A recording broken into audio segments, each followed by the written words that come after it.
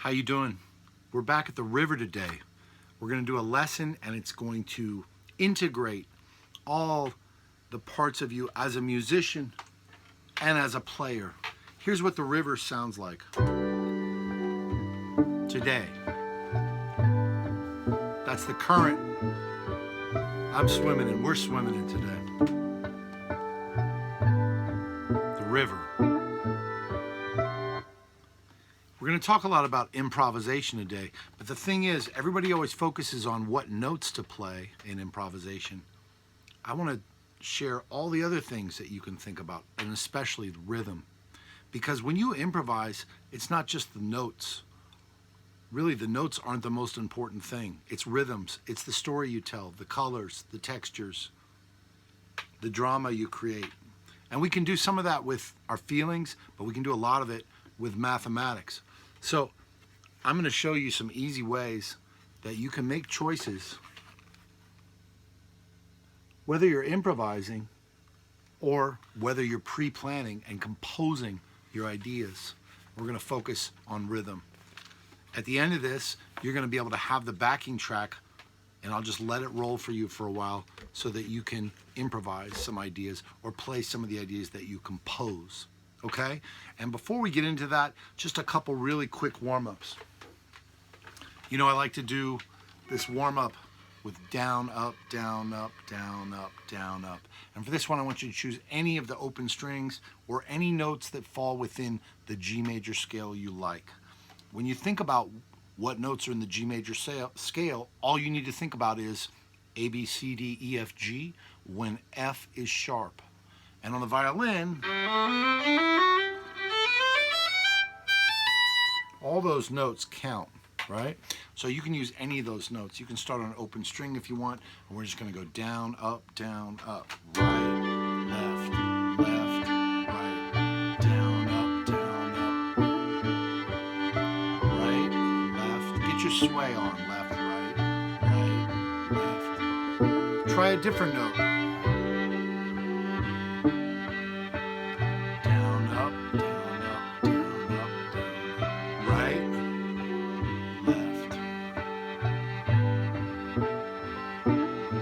Change up the notes. Any note you want.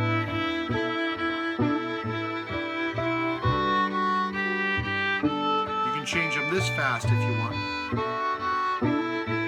Or even faster.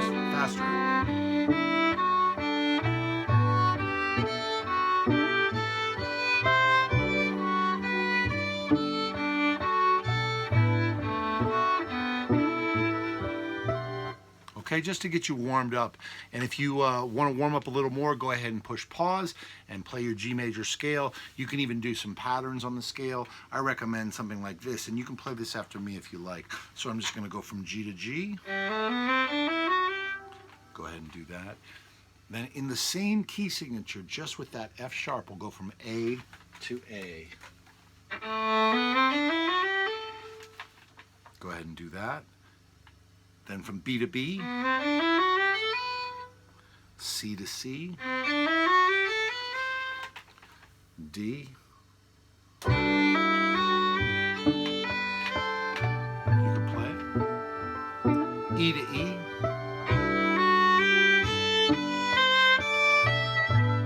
you can try to add your vibrato or play in a different position or shift. Play that after me. You can go down from G to G.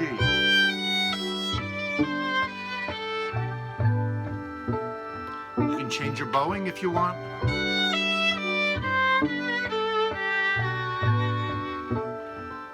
Play in second position.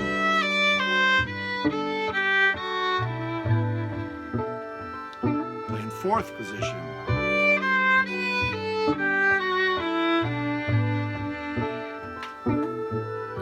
Those are just some ideas. You can try other sequences, and you can do this later with the backing track if you like. What I like to do is think about sequences in the scale, such as 1, 2, 3, 4, 2, 3, 4, 5. We could try that really briefly. That would sound like this.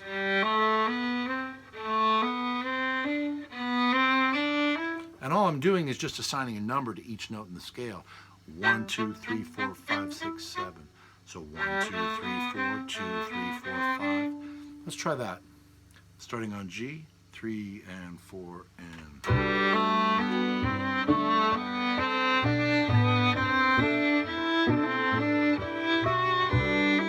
You can focus on your vibrato or your bow, improvising your bow strokes, changing your position. Back down from B.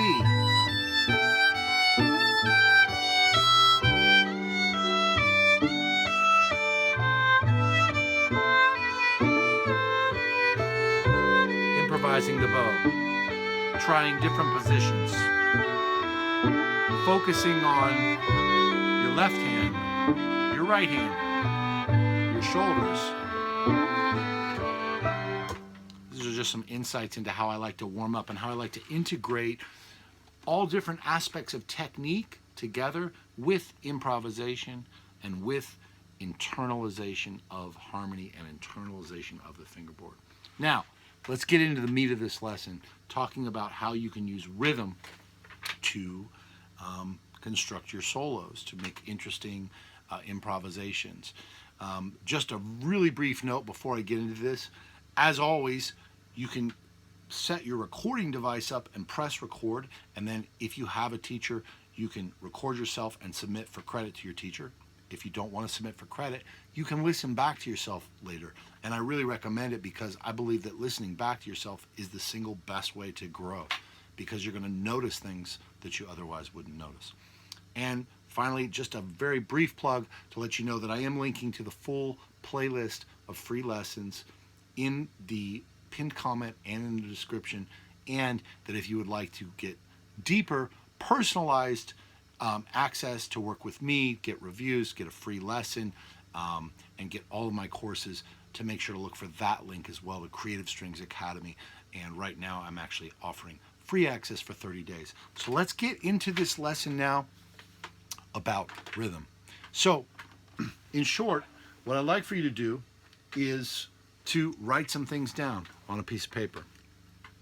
I'll show you right here where if I don't have staff paper, I just make a staff like this. So if you want a staff, you can do that. You can just draw the lines. But for this, I don't even think we're going to need a staff quite yet, but eventually you might. That's what the staff, but what I'd like for you to do is draw out 16 X's or 16 dots in a row, organized by 4s like that. Do you see how I'm doing that? It's pretty easy, because basically we have 8 eighth notes in each measure. So the way this works is 1, 2, 3, 4, 1, 2, 3, 4, 1, 2, 3, 4, 1, 2, 3, 4. Does that make sense? That's 8 eighth notes in each measure. Otherwise, 1, 2, 3, 4 would be the quarter note. So, but we can start with the eighth note because that's the subdivision, and we can build other things from the subdivisions. The way that I build it is I just circle, as you can see here, I circled 2 eighth notes. I left these uncircled. I left these uncircled. I circled these, and I circled these 4. So we have all these options, and if you want, you can even X something out, and that will become a rest. Or you can mark a rest over 1 or more eighth notes.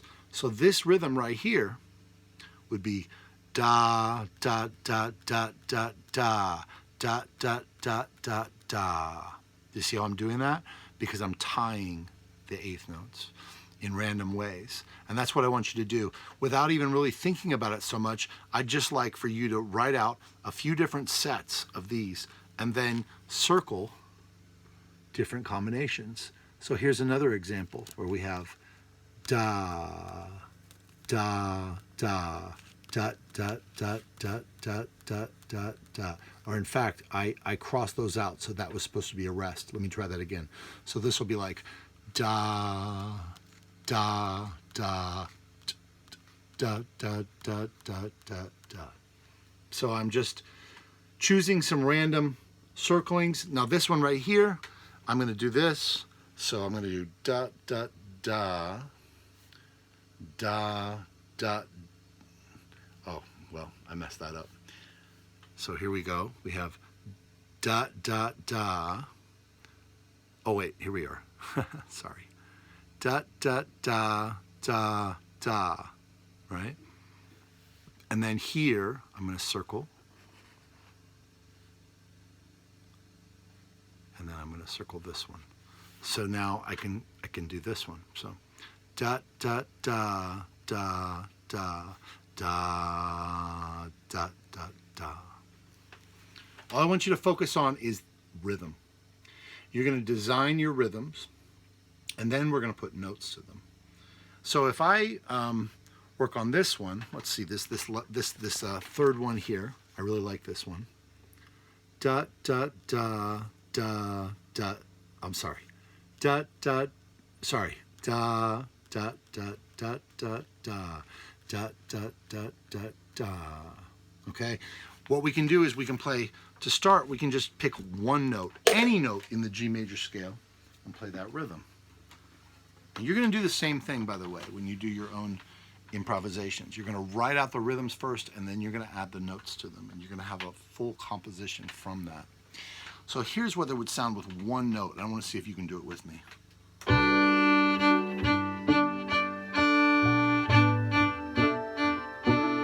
you try that?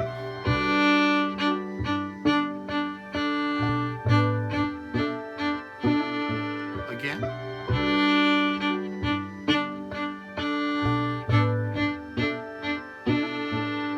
Now if I want, I could break up, I could use two different notes. So I could do like,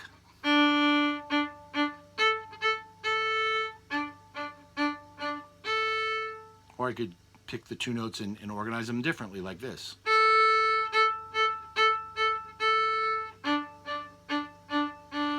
Let's try that. Ready? 2, 3, go.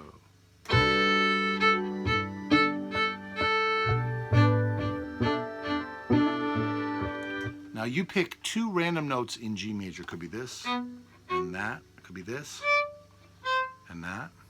And you pick one and you play it for da, da, da, da, da, da. And then the next note you play on da, da, da, da, da. Ready? 2, ready, go.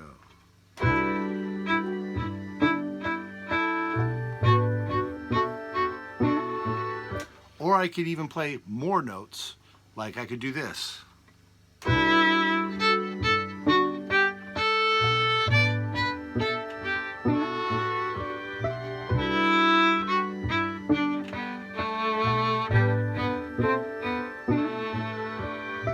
And if you need help with finding the notes that could work, what I would suggest that you do is that you write down all the notes in the G major scale in extended range first position. Don't be nervous about that. All it means is I'm going to take all the notes in first position on the violin, or if you're in cello, then you'd start with C. On the violin, we'll start with G, which is our lowest note, which is in the G major scale, and go all the way up to B. And I would probably just write them out. Do it very quickly, and you can do this with me as well. So I'm just going to fill all the spaces and all the lines from the low G up to the high B. It's going to look like that, from G up to B. And then I can add the sharps on F.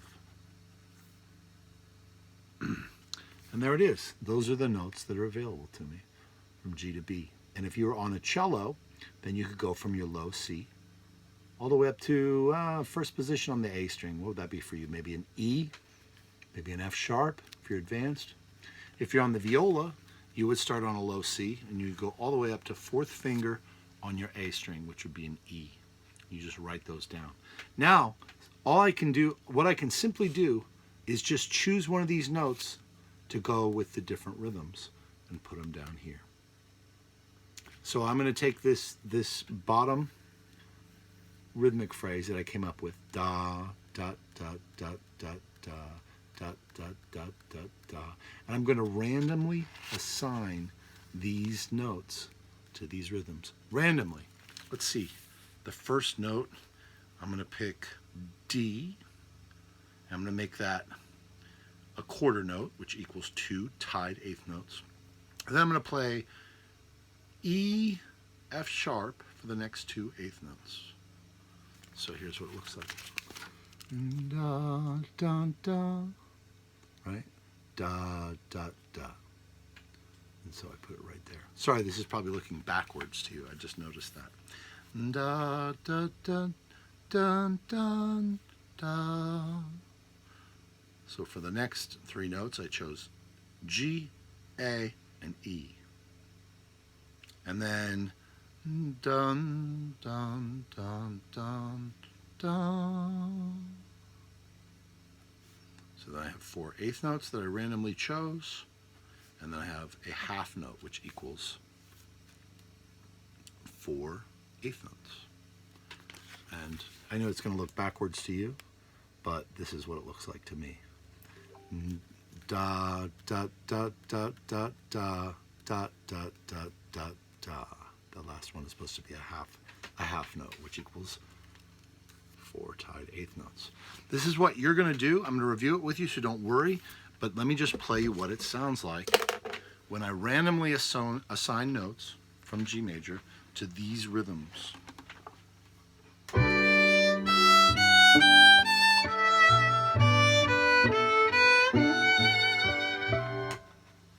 That's it. It works. And it works even better because there's a rhythmic clarity. There's a rhythmic intention. Once I have that rhythm, it frees me up to think about the notes, the expression. I'm going to try some other variations, and I want you to try some variations with this same rhythmic phrase. So I'll just show you a few, and then I want you to try some.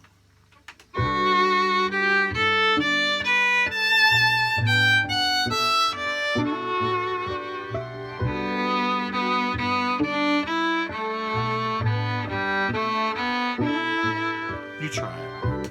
You try it. You just go ahead and you can play just a couple notes, or you can play a lot of notes. Just try to use that rhythm. I'm going to give you 4 chances to just see what you can do with it. 2 and 3 and 4 and...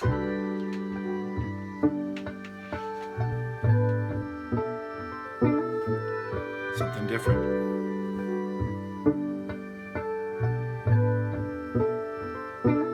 Something else.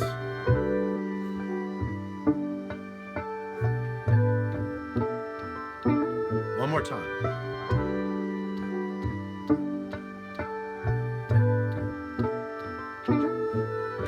Okay, so I know that you could